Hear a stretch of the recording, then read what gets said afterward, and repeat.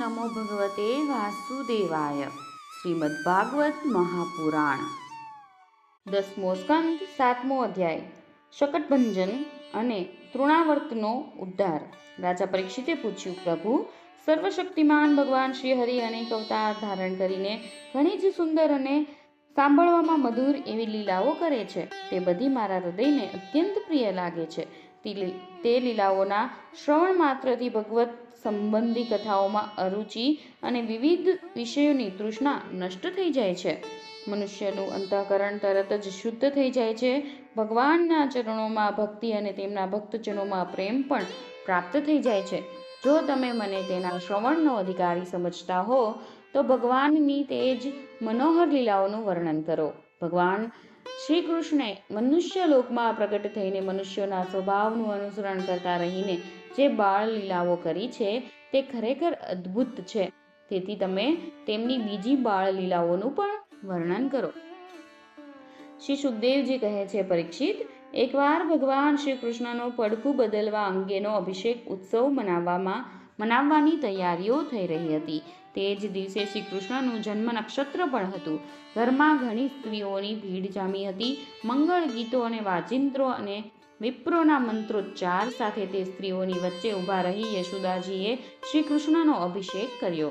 નંદરાણી યશોદાજીએ બ્રાહ્મણોનું પૂજન કરી ખૂબ સન્માન કર્યું. તેમને અન્ન, વસ્ત્ર, માળા, ગાયો વગેરે મનવાંછિત પદાર્થો દાનમાં આપ્યા. જ્યારે યશોદાજીએ તે બ્રાહ્મણો દ્વારા સ્વસ્તિ વાચન કરાવીને લાલાનું સ્નાનાદિ કાર્ય સંપન્ન કરી દીધું ત્યારે તેમણે જોયું કે લાલાને નિદ્રા આવી રહી છે.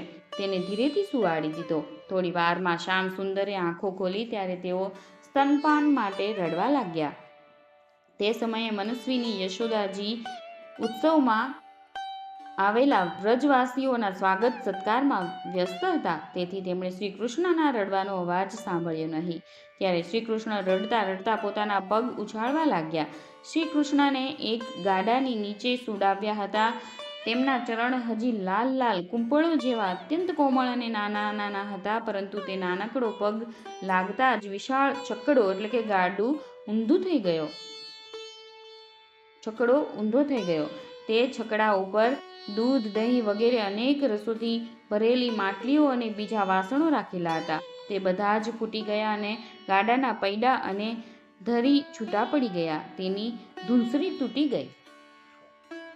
પડખું બદલવાના ઉત્સવમાં જેટલી પણ સ્ત્રીઓ આવી હતી તે બધી અને યશોદાજી અને રોહિણીજી, નંદબાવા અને ગોપજનો આ વિચિત્ર ઘટનાને જોઈને વ્યાકુળ થઈ ગયા.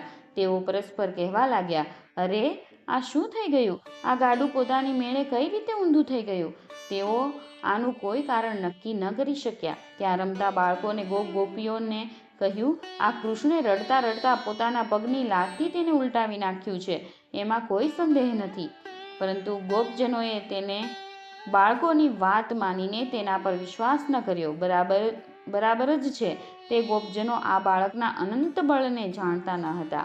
યશોદાજીએ માન્યું કે આ કોઈ ગ્રહ વગેરેનો ઉત્પાત છે. તેમણે પોતાના રડી રહેલા લાડલા લાલને ખોળામાં લઈને બ્રાહ્મણો પાસે વેદમંત્રો દ્વારા શાંતિ પાઠ કરાવ્યો અને પછી તેઓ શ્રી કૃષ્ણને સ્તનપાન કરાવવા લાગ્યા. ગોપજનોએ પછી ગાડાને સીધું કરી દીધું અને પહેલાની જેમ તેના ઉપર બધી સામગ્રી મૂકી દીધી.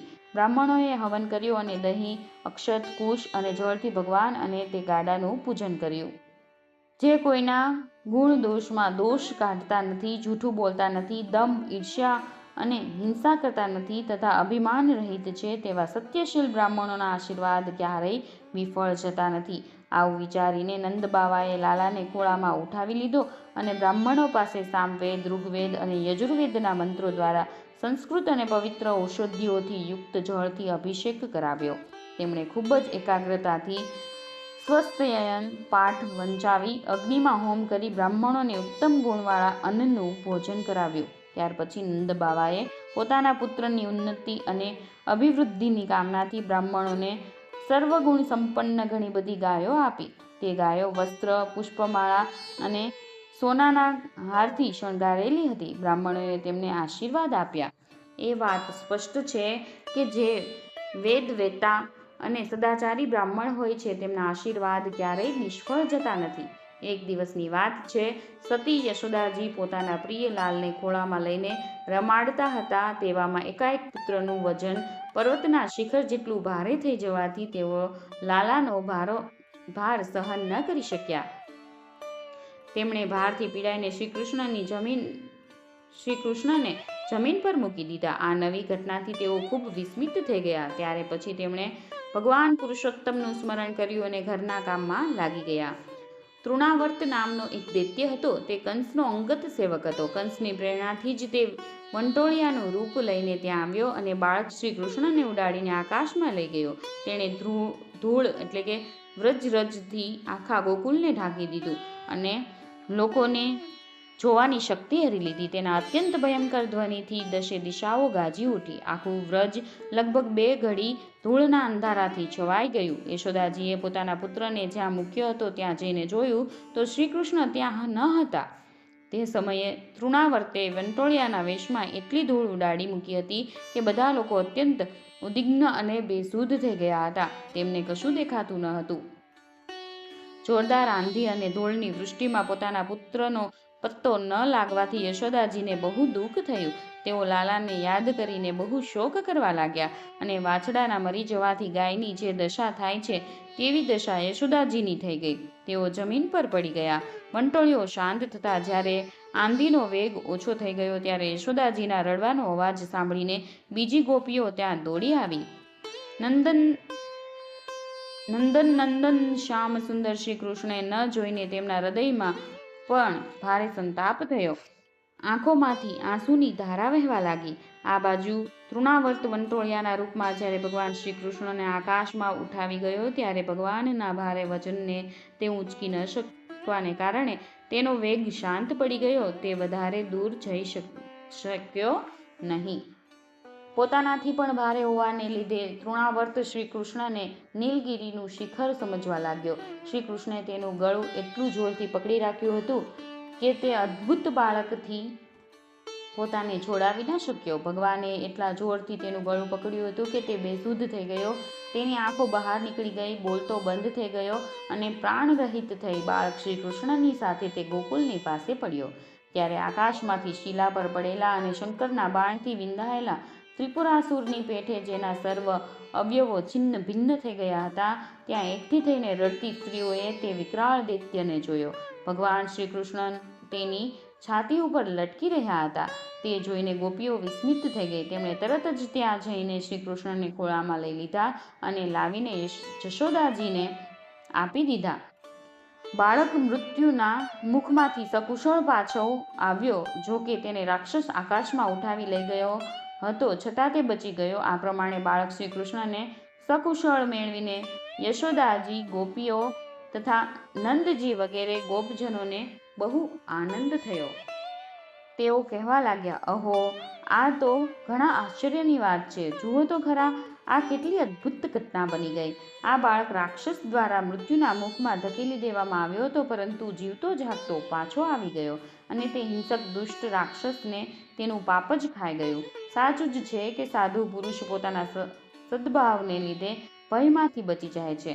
અમે એવું ક્યું તપ કર્યું હશે, ભગવાનની કેવી પૂજા કરી હશે, ક્યાં જળાશયો બંધાવ્યા હશે, ક્યાં યજ્ઞો કર્યા હશે, અથવા ક્યાં દાન આપ્યા હશે કે ક્યાં પ્રાણીઓનું હિત કર્યું હશે, જેના પુણ્યના પ્રભાવથી અમારો આ બાળક મરીને પણ પોતાના સ્વજનોને આનંદ ઉપજાવતો પાછો આવ્યો. ખરેખર આ બહુ જ મોટા સૌભાગ્યની વાત છે. જ્યારે નંદબાવાએ જોયું કે મહાવનમાં ઘણી બધી અદ્ભુત ઘટનાઓ બની રહી છે ત્યારે આશ્ચર્યચકિત થઈને તેમણે વસુદેવજીની વાતનું વારંવાર સમર્થન કર્યું. એક દિવસની વાત છે. યશોદાજી પોતાના પ્યારા બાળકને ખોળામાં લઈને ખૂબ પ્રેમથી સ્તનપાન કરાવી રહ્યા હતા. તેઓ વાત્સલ્ય પ્રેમથી એ રીતે તરબોળ થઈ ગયા હતા કે તેમના સ્તનમાંથી દૂધ આપમેળે સ્ત્રવતું હતું. જ્યારે શ્રી કૃષ્ણ લગભગ દૂધ પી ચૂક્યા અને માતા યશોદા તેમના સુંદર હાસ્યથી યુક્ત મુખને ચૂમી રહ્યા હતા તે જ સમયે શ્રી કૃષ્ણે બગાસું ખાતા માતાએ તેમના મુખમાં આ બધું જોયું. તેમણે જોયું સ્નેહાળ જનેતા અને સદા સ્નેહ ભૂખ્યા ભગવાન તેમને દૂધ પીતા તૃપ્તિ જ થતી ન હતી. યશોદાજીને શંકા થઈ, ક્યાંક વધારે દૂધ પીવાથી અપચો ન થઈ જાય. પ્રેમ હંમેશા અનિષ્ટની આશંકા ઊભી કરે છે. શ્રી કૃષ્ણે પોતાના મુખમાં વિશ્વરૂપ દેખાડીને કહ્યું, અરે માં, તારું દૂધ હું એકલો નથી પીતો, મારા મુખમાં રહેલું સમસ્ત વિશ્વ આ દૂધનું પાન કરી રહ્યું છે. તું ગભરાઈશ નહીં. શ્રી કૃષ્ણના મુખમાં આકાશ, અંતરિક્ષ, જ્યોતિર્મંડળ, દિશાઓ, સૂર્ય, ચંદ્રમા, અગ્નિ, વાયુ, સમુદ્ર, દ્વીપો, પર્વતો, નદીઓ, વનો અને સ્થાવર જંગમ સર્વ પ્રાણીઓ જોયા. પરીક્ષિત પોતાના પુત્રના મુખમાં આ પ્રમાણે આખા જગતને જોઈને હરણી જેવા નેત્રવાળા યશોદાજી એકદમ ધ્રુજી ગયા અને નેત્રો બંધ કરી અત્યંત વિસ્મય પામ્યા. વાત્સલ્યમયી યશોદા માતા પોતાના લાલના મુખમાં આખું વિશ્વ જોઈને ડરી ગયા, પરંતુ વાત્સલ્ય પ્રેમ રસથી ભરેલું હૃદય હોવાથી વિશ્વાસ ન બેઠો. તેમણે એવો વિચાર કર્યો કે આ વિશ્વનો બખેડો લાલાના મુખમાં ક્યાંથી આવ્યો? માનો ન માનો, આ મારી અભાગણી આંખોની જ ગડબડ છે અને એ કારણે જ જાણે તેમણે નેત્ર બંધ કરી દીધા. 10મા સ્કંધના પૂર્વાર્ધ અંતર્ગત તૃણાવર્ત મોક્ષ નામનો 7મો અધ્યાય સમાપ્ત.